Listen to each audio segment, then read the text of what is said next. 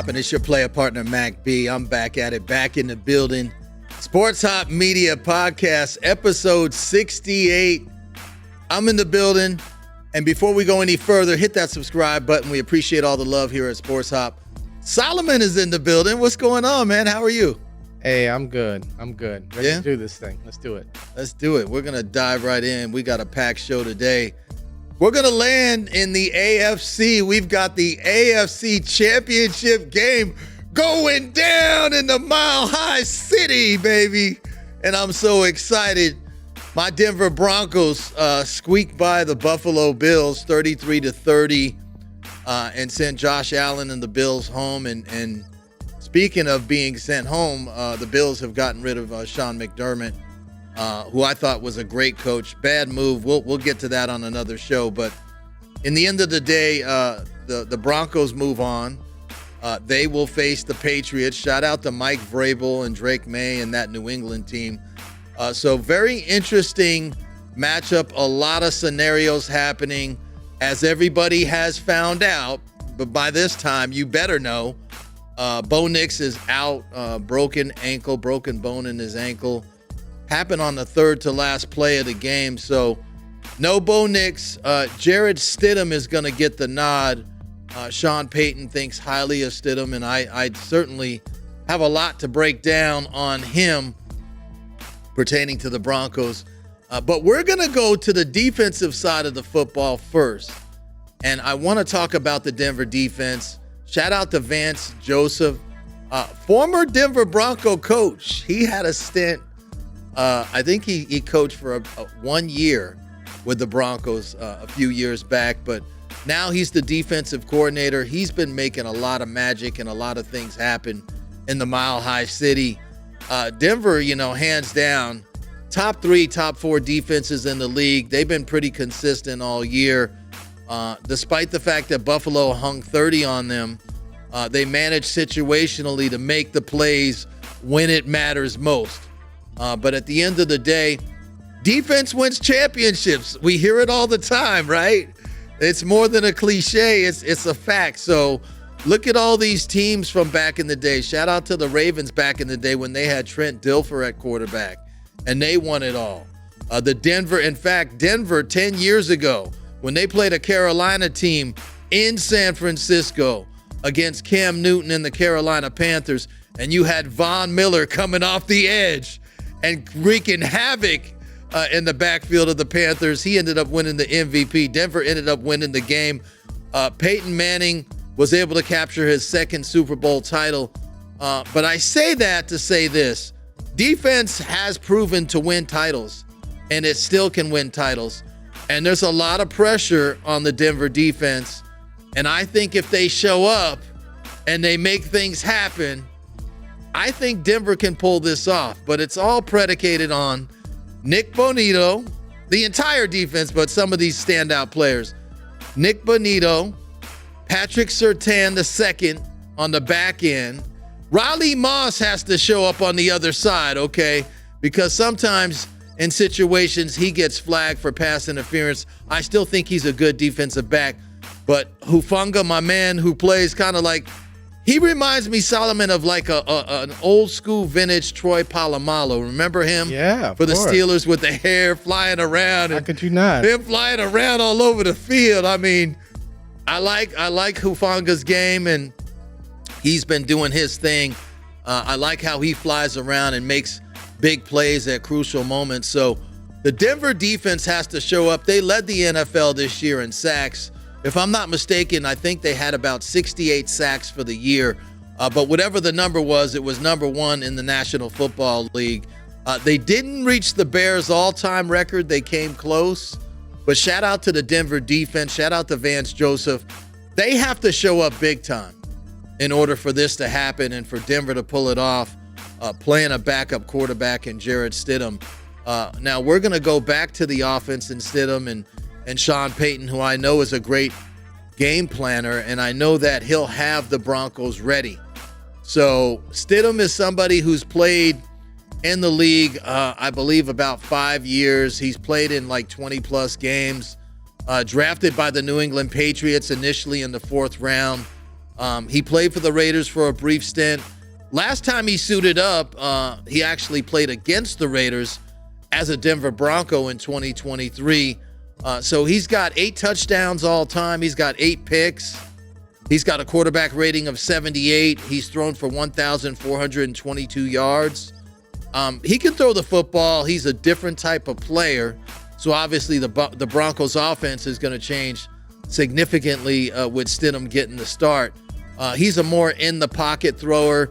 He doesn't really have the athleticism to run and escape like Bo Nix does, but that doesn't mean he can't get the job done.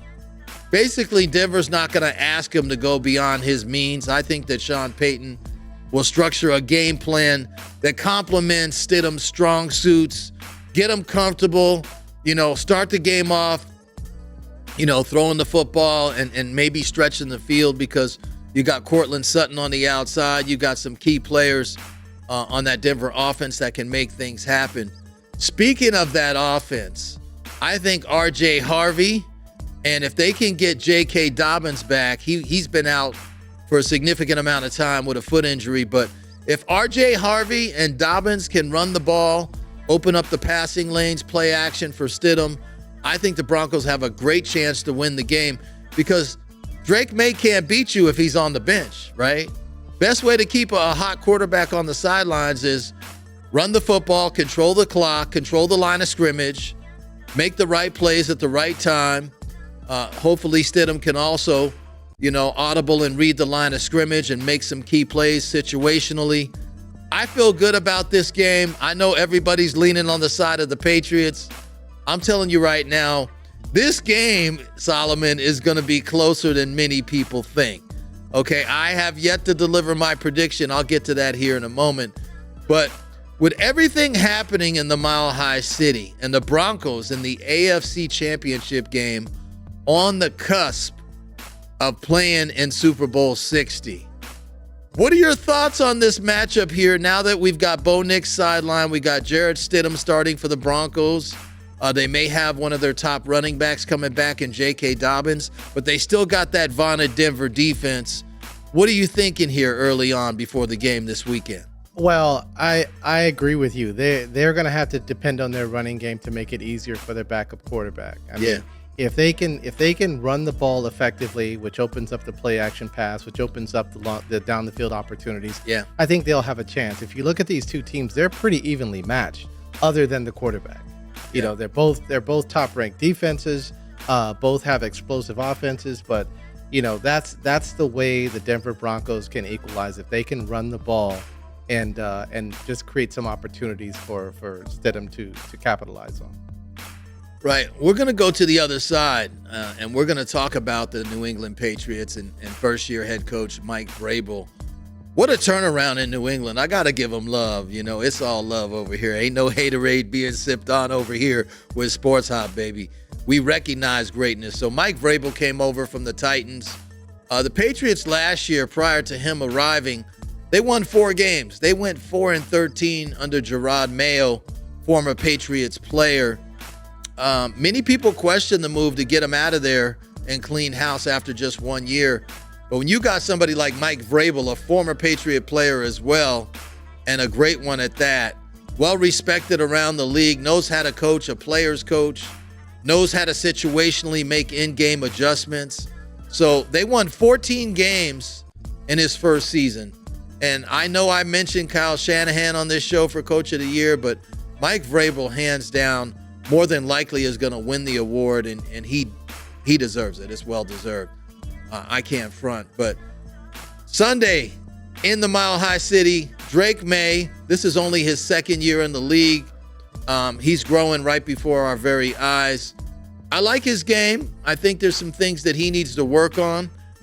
This guy has 14 fumbles in the last 19 games.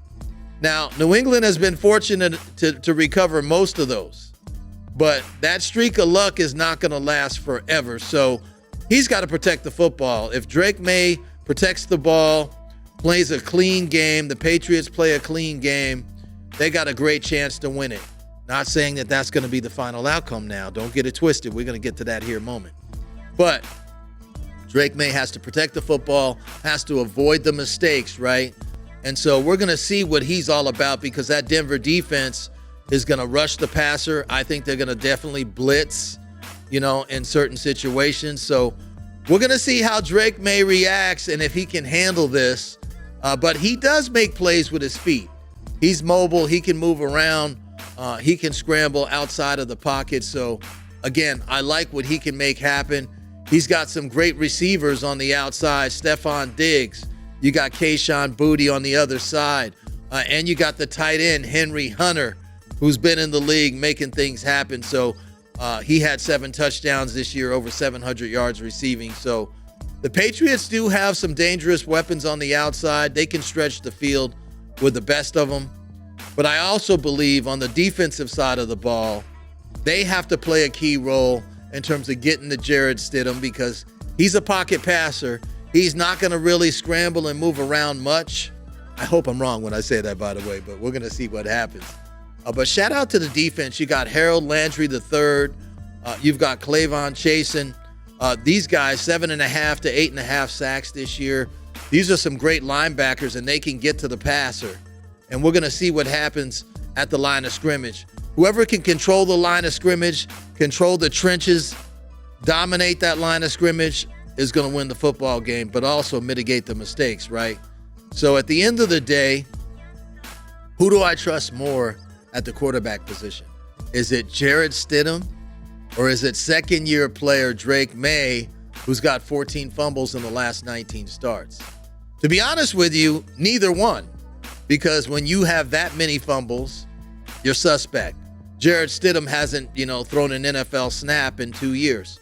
So it's going to be interesting to see how this plays out. Now, the line for this game, the Patriots are a 5-point favorite coming into Denver.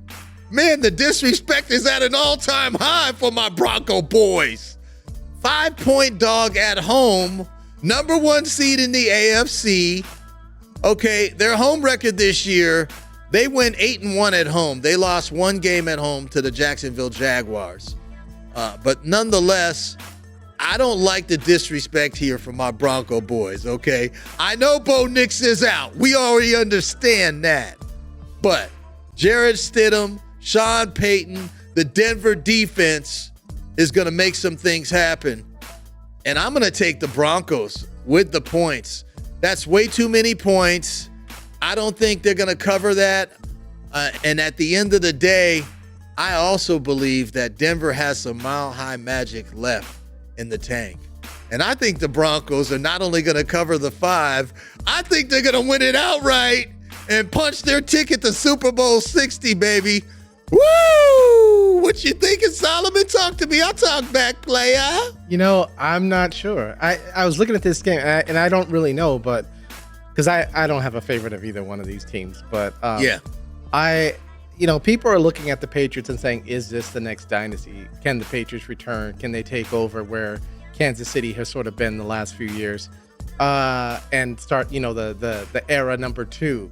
And I think a lot of people think that can happen with it. They got a young quarterback, and this would be the start of that. It'd be a nice story. But like you said, on the other hand, Denver is in position to form its own dynasty, assuming they get their quarterback back and he's healthy and he can still, move the ball and run and everything like he has before. So it's a toss-up for me. Okay. So I don't know. I don't have a pick for this. Okay. He's pleading the 5th on that one, but 5 points at home. Denver's been dominant at home.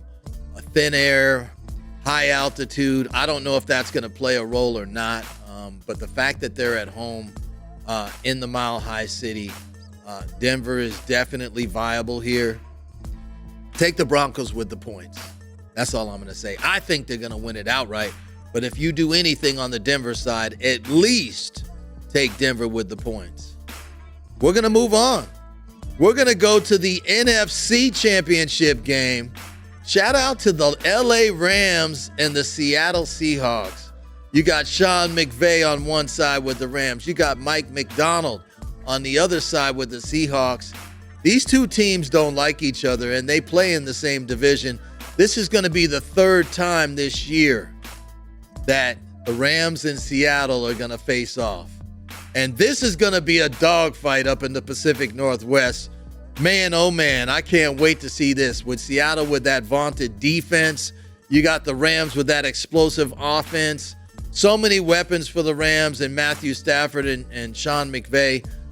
Their chemistry is just out of this world. They did get by the Bears. They were tested. The Rams have been on the road the whole entire playoffs. So for them to go in Seattle as an underdog, I feel good about it. We'll get to the prediction here in a moment. But let's start with the Rams, okay? The offensive line has to protect Matthew Stafford because that front four of Seattle, these guys are monsters. They're hogs on that front line. They're going to basically get to Stafford, and he's going to be in for a long, long day if they don't protect the quarterback. But I think Sean McVay has the right game plan in place for the Rams, and I think they can kind of mitigate that pass rush. They better if they expect to get that dub and move on to San Francisco for Super Bowl 60. So it all starts with the offensive line of the Rams, but on the outside, you got Puka Nacua. You've got Davante Adams, okay? And don't forget about Higbee, the tight end. A lot of people sleep on him, but he gets open a lot. He can make some big plays down the field. That's my dark horse right there who's going to make a difference, particularly late in the game. Watch out for Tyler Higbee, but I love Davante Adams. What can you say more about Puka Nacua, right? One of the most dominant receivers in the game. Davante Adams has been in the league for a long time. He still can get it done. So I think the Rams are still going to pose a threat to the secondary on the back end of the Seahawks. I like what they have done thus far, but they cannot turn the football over and expect to go up in Seattle and win the football game. You got to play clean football. You got to mitigate the mistakes. Sean McVay will have the Rams ready. Trust me, you already know what time it is. And speaking of what time it is, on the other side, on the defensive side of the football, you got Cameron Curl, you got Quentin Lake. The secondary is going to be very, very important to stop that Seattle passing attack. I think that they can get it done. I really feel good about the Rams' chances. Again, I'm not going to let the cat out of the bag just yet, but I think it's going to be a competitive game. I think it's going to be very close. I don't see a blowout here at all on either side. Now, when it comes to Seattle and Sam Darnold and Mike McDonald, what are they going to do offensively? Well, you got Jackson Smith and Jigma on one side. You got Cooper Kupp on the other side. These boys can play now. And Cooper Kupp, as everybody knows, Solomon, former Ram player, first year up in Seattle, if I'm not mistaken. It may be year 2, but I think he just got there this year. But nonetheless, what are the chances to go up against your former team that you won a Super Bowl with, and now you're with Seattle? No one saw the Seahawks getting this deep and going on a run like this. At least I didn't. Many people didn't see that happening. But Seattle's a dangerous team. I think that Sam Darnold can prove all the haters and the doubters wrong. This is really a big career-defining moment for Darnold, right? Because in the past, he's been heavily criticized when he was in New York, and then he got shipped off to Carolina. He really didn't do much when he was a Carolina Panther. He spent a year in San Francisco under Kyle Shanahan, and now he's the starter and the leader in that locker room for the Seattle Seahawks. He's one game away from playing in the Super Bowl, so we're going to see what Sam Darnold is made of, especially when it counts. This is a big pressure situation, a big pressure moment for him. What is he going to do to prove everybody wrong? Can he get it done? I believe he can get it done, but the question is, will he get it done? Stay tuned. We'll see what happens, right? The game is a few days away. The Seattle running game will also play a key factor in this matchup in terms of offensively up front in the trenches. Can they open up the running game? Can they allow Sam Darnold to get play action and be able to stretch the field? That remains to be seen. Who do I trust more on the defensive side of the ball? I trust the Seahawks, of course, in that dominant defense. The Rams can be a little bit suspect. They've shown it in the playoffs. Carolina I believe they put up 31 on the Rams. They exposed the secondary on the back end. There was some vulnerability there. Chicago late in the game also exposed the Rams secondary. So I'm a little bit worried about that. Offensively, I'm never worried about the Rams, right? Defensively, I'm never worried about the Seahawks because they're dominant. The only thing I'm concerned with Seattle is if Sam Darnold can minimize his mistakes, play clean football, stay upright, and make the right decisions at the right time. Who do I trust more in the fourth quarter if this game comes down to a one-score game? Obviously, the answer is Matthew Stafford. Big game experience, already won a title, has proven it time and time again he can get it done. Not to say that Sam Darnold's not capable, but if you're asking me who would I trust more and who would I pick in key moments to pull out a win late, I got to go with Matthew Stafford and the Rams. So the betting line for this game is 2.5. Okay, the Rams are a 2.5 point dog. I personally think this is clutch time. This is basically a historical moment for the Rams and Sean McVay. And I think the Rams go into Seattle and win number 3 on the road. I think they win it outright, swallow the 2.5, take the Rams. I think they knock off the Seahawks, and I think it's going to be a close game. I'm looking like Rams 27, Seattle 24, something along those lines. Matthew Stafford leads the Rams down the field late to get it done. And I think the Rams are going to face my Denver Broncos in Super Bowl 60. Solomon, what are your thoughts on this NFC Championship matchup and Seattle and Darnold? And can he prove the doubters wrong here? And what are you thinking with Matthew Stafford and Sean McVay? Yeah, I agree with you. I think Stafford has the experience to pull this off. But yeah, I think this is going to be a close game, but I think it's going to be a high-scoring game. Okay. I think you're going to have, you got two pretty good defenses here, but you got two amazing offenses, and man, what Seattle's shown in the running game recently, they look good with, both of their running backs, and, they played very well. So that's going to open up their passing game quite a bit.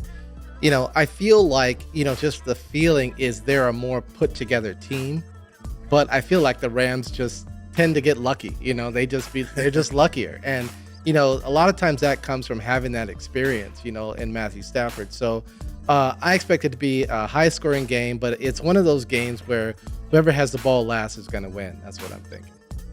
All right. Well, we shall see what happens. Shout out to both teams, the LA Rams and the Seattle Seahawks, on a great season. It's a shame that one team has to basically go home. We'll see how it plays out. So the Broncos are the first game, 12 noon Pacific Standard Time, West Coast time. They start at noon against the Patriots. And then the Rams are going to face off against the Seahawks at 3:30 Pacific Standard Time. So we're going to see how it plays out. I'm excited. I definitely will be in front of the TV on Sunday. So please do not call my phone. I will be busy. Do not disturb mode will be in full effect. We're going to move on. There's a coaching carousel going on around the league in case you haven't been paying attention. A lot of coaches are getting canned or walking away. Mike Tomlin is gone from Pittsburgh. Sean McDermott is fired and gone from Buffalo. That's still a shocker to me. We have yet to hear publicly from Josh Allen pertaining to that situation. And speaking of situations, we got a situation in the ATL, the dirty, dirty baby boy, down in the dirty South. Shout out to Atlanta, one of my favorite cities to visit. I got family down there. You already know what time it is. What up, fam bam? But Kevin Stefanski is the new coach of the Atlanta Falcons. I repeat, fired Cleveland coach Kevin Stefanski has now been hired by the Atlanta Falcons. That's a head scratcher, right? I'm like, say it isn't so, Solomon. Say it isn't so, man. Yeah, that was crazy that it went so fast, too. That was just crazy. Does it make sense to you?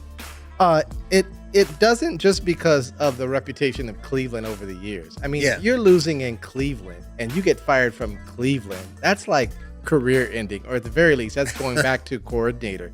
But to be snapped up by another team, and very fast. One of the first hiring announcements too. They didn't even wait to see who was on the board. I mean, you had Harbaugh. I don't know what Tomlin's doing, but now you had McDermott. You got some good coaches out there, and for them to snap him up, I just wonder what they saw in him in Cleveland that said, okay, this is the guy for our team. Right. Well, shout out to the Falcons. I don't like the move. I know Matt Ryan is working in the front office now with the organization, former Falcon quarterback, Hall of Fame, player. But it's a head scratcher to me. I mean, first and foremost, the way Kevin Stefanski mishandled the Shedeur Sanders, the Dylan Gabriel situation, he literally, in my opinion, did everything he could to sabotage Shedeur Sanders and really didn't give him a chance until there was no other option, because Joe Flacco was traded to the Bengals. Deshaun Watson is still sidelined, and Dylan Gabriel had a concussion. The only way Shedeur Sanders saw the field was through situations where they didn't have a choice. They had to play him. Now, he went, if I'm not mistaken, 3-4 as a starter. He played in 7 games, but the way that Stefanski managed and handled that situation showed me a level of unprofessionalism, just really a level of ineptitude, right? You're a head coach in the National Football League. You got to lead by example. You got to be a leader of men. You got to be able to connect with players. I didn't see the connectivity on the Cleveland sideline during the season with or without Shedeur on the field. I just didn't see it. It was a grease fire in Cleveland. They fired him for a reason. I know the man had 2 previous Coach of the Year wins. He did win Coach of the Year 2 years, but that doesn't mean anything right now. This is a now league, okay? It's not about what you did before. What are you doing for me now? What have you done for me lately? Shout out to Janet Jackson. Remember that one. But at the end of the day, the Falcons make a questionable hire move. I can't hate on Atlanta. I like how they finished the year strong and they won 4 straight games. It wasn't enough to save Raheem Morris's job. But the Falcons have a new coach. We'll see how the city and the fans feel about that. I'm already hearing some rumblings in the ATL. I don't think they like it very much. But we're going to see what Mr. Stefanski can do down in the dirty South. We're going to move on. We're going to move on to the Big Apple. Shout out to John Harbaugh, the new head coach of the New York Football Giants. They hired him. There were some things that they had to work out contractually speaking. So the official announcement took a little bit longer than many people thought. But John Harbaugh is the new head coach in New York. He's got Jackson Dart. He's got Cam Scatteraboo. He's got some talented players. Malik Neighbors, who is going to come back from an injury. But I like the Giants roster, Solomon. I really believe New York can get it together.